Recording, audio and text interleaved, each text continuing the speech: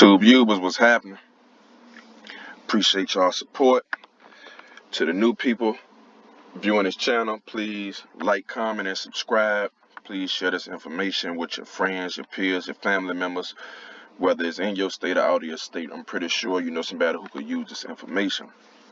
But today we here for the state of Illinois, man. State of Illinois. Yeah, that's right, Chirac. Whatever y'all want to call it, whatever y'all parts, whatever y'all sides, man, I'm here for y'all today to give y'all this information on what you can do to restore your Second Amendment. Illinois. So, again, man, head over there to YouTube, man, Felon with Firearms.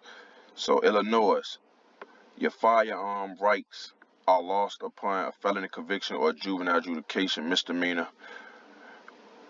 That's the code 720L comp that stat that and 5/24-1.1a. It say you may be restored by the Department of State Police or by the circuit court where the person resides. Relief may be granted if the applicant has not been convicted of a forcible felony within the preceding 20 years or 20 years have passed since the release from imprisonment for the offense. 2, he is not likely to act in a manner dangerous to public safety. And 3, restoration of firearm rights would not be contrary to the public interest. Individuals may appeal a denial to the director of the state police unless their convictions involves violence, including domestic violence, drugs, or firearms, in which case rights may be restored only by the court. Alright, the pardon policy and practices. The pardon power is vested in the governor, although the manner of applying therefore may be regulated by law. Constitution Article V of 12. By statute, pay attention to this part, by statute, the Prisoner Review Board, the PRB, serves as the board of review and recommendation for the exercise of executive clemency by the governor. So, granted, the final say lies within the governor for Illinois, but his way of basically weeding through the applications so he don't have 1,000 requests and be backdated like in Florida, his way of scanning through this process is a lot faster is through the PRB, the Prisoner Review Board. So the board shall hear and decide all requests for pardon and make confidential recommendations to the governor. So it's letting you know that the decision of the PRB is highly acceptable and highly influential to the governor. Here we go. At the same time, nothing in this section shall be constructed to limit the power of the governor under the Constitution to grant these things: reprieve, commutation, and sentence of pardon. All right. Let's talk about the frequency and things like that. So it says, in 2021, the legislature also recognized the governor's authority to restore rights to an individual with a federal conviction. Do y'all see that? In 2021, legislature recognized the governor's ability and authority by law to restore the rights to individuals with a federal conviction. So that's good shit for y'all. Also, we have the effects of the pardon. A pardon removes the penalties and disabilities resulting from the conviction and restores the individual to all his civil rights. This includes firearm rights, which have been held to be a civil right under the state law. See Johnson versus State Police, 161 Northeast 3rd 161. The pardon authorize judicial expungement only if provided in the terms of the pardon. And please, you all, again, this is just what I'm giving you all is reference points. A lot of it is 100% on, but you all need to take heed to these case codes and go study the laws before y'all make a decision and or seek professional legal help. Okay, gubernatorial restoration of rights. The Supreme Court of Illinois unanimously held that the governor has authority to restore state laws to individuals with federal and out-of-state convictions, at least in the context of qualification to stand for municipal purposes. We hold the governor untitled document restored all of whoever this is, Illinois' rights to citizenship. Okay. And the frequency of grants. Your governor issued 24 regular pardons during the first year of office, 1 2019 to 12 2019, and another 10 in his first 8 months in 2020, all pursuant to the recommendation from the Prisoners Review Board. So all of these pardons that he has granted was based off his consideration from the PRB, the Prisoner Review Board. Remember that. Prisoner Review Board is very important for y'all in Illinois. He also approved pardons for 11,017 marijuana possession convictions pursuant to authority passed earlier in 2019. In August 2019, the governor pardoned a U.S.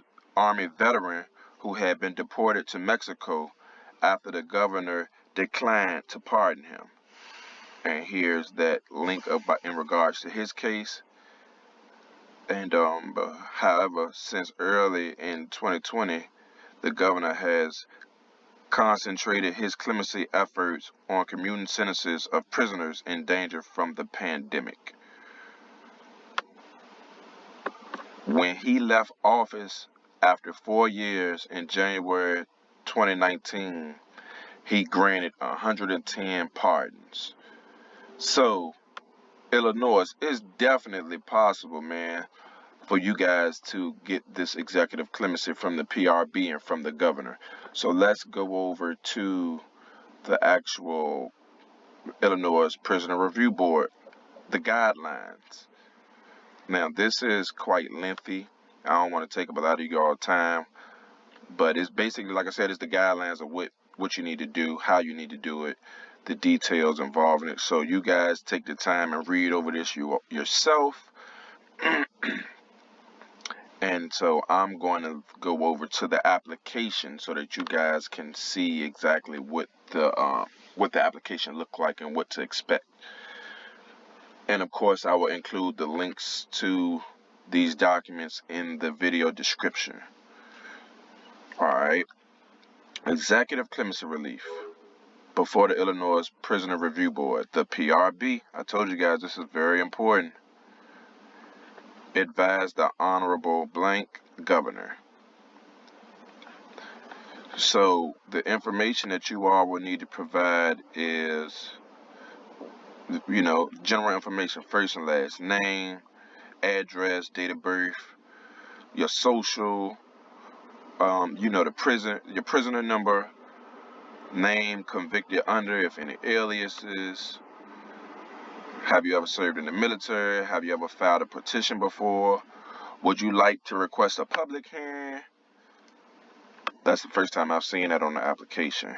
So they want to know your convictions that you seeking clemency for, the sentencing judge. So this is where you're going to need to get a criminal background check in order to, successfully fill this information in, or either go to the clerk of the county where you court your charges and get your disposition information from them. You have non-convictions.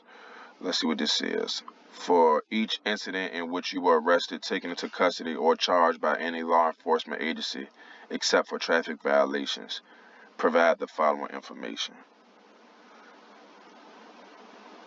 So they're asking for non-convictions, whatever you may have been detained for it, whether you were convicted or not. They're asking about that. They're asking about your personal life history. Write a detailed narrative biography that includes date and place of birth, education, employment history, marital status, name and ages of children, substance abuse, mental health information, military record, charitable and community activities. That is where you're going to show them, this is how you prove your rehabilitation right here. You need to show them that you are doing what you can do for society to prove that you are, rehabilitated, proactive, productive, etc. This is that part of it. So please have that. You may also include work, counseling, or rehabilitation programs. If incarcerated and you did any programming, drug abuse, substance abuse, whether you were on a workforce, cognitive reasoning program, anger management, any type of programs that you may have completed successfully while incarcerated or outside of incarceration, you're going to include that in here with the documents, because that, especially for those who programmed while incarcerated, if you can provide those documents, it shows and proves that rehabilitation didn't start for you once you were released back into society. It shows that you utilized all your time while incarcerated to, to better yourself. You know what I'm saying? Your rehabilitation started while incarcerated. Lieutenant completed, military awards, civil accomplishment, license certifications. Are you a welder? Do you have your CDL? Did you get your HVAC certification? Any type of trade that you may have participated in and successfully completed, any type of certificate, CPR certificate, driving improvement certificate. It don't matter what it is or how minute and trifle you may think it is. Utilize it to your ability, because the only person who can prove rehabilitation for you is you. And then here we are, the reasons you're seeking clemency. And I'm sorry, I skipped this part. You may attach any documents that demonstrate or reflect your achievements. And that's why it's important to keep up with documents to show proof. Anything that you put in there in your personal biography or your life story about yourself, what they're asking, be able to provide the supporting documents to provide evidence for your case. The reason you're seeking clemency. State the reasons for seeking a pardon. Include opportunities that have been denied because of your criminal record. And then the type of clemency desired. For those incarcerated, you want a lesser sentence. But typically, I believe I'm doing this for people who are looking to get their gun rights back. So here you have your pardon, expungement, pardon and expungement. Then here we are, pardon and expungement with restoration of potential firearm privileges and the authority to apply for a firearm identification card. Within the petition, the petitioner must provide the reasons that he or she want to have firearm privileges. So I believe I'm doing most of this for this reason right here. So they give you the option to select this. And so please provide in your reason, number 5, provide in the reason why you are seeking a pardon and expungement and the ability to possess firearms. Here again, supporting documentation, attach material that support the claims made in the petition, DD 214, rap sheet, resume letters, letters of recommendation, diploma, certificates, etc. This is another important thing here.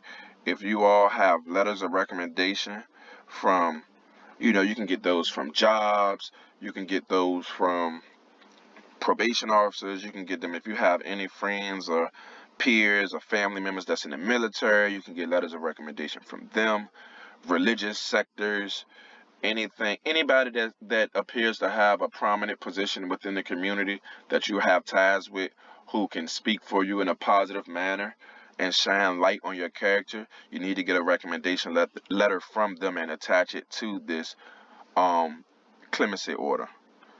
And then certification of personal oath, that's for you.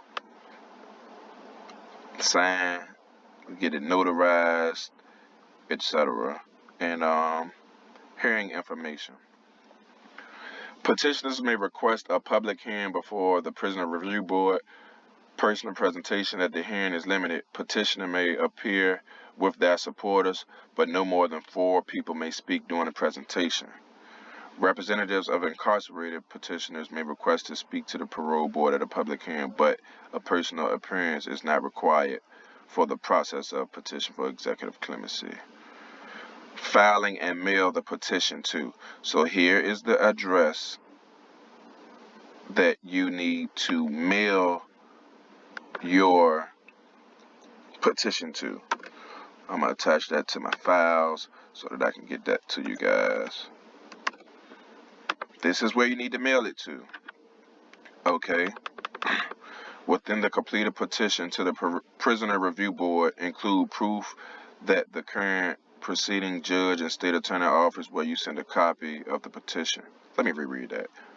Within the completed petition to the Petitioner Review Board, include proof that the current presiding judge and state's attorney office were sent a copy of the petition.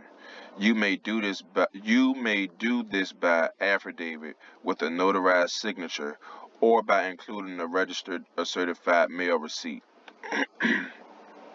So when you send this off, don't send it as regular mail.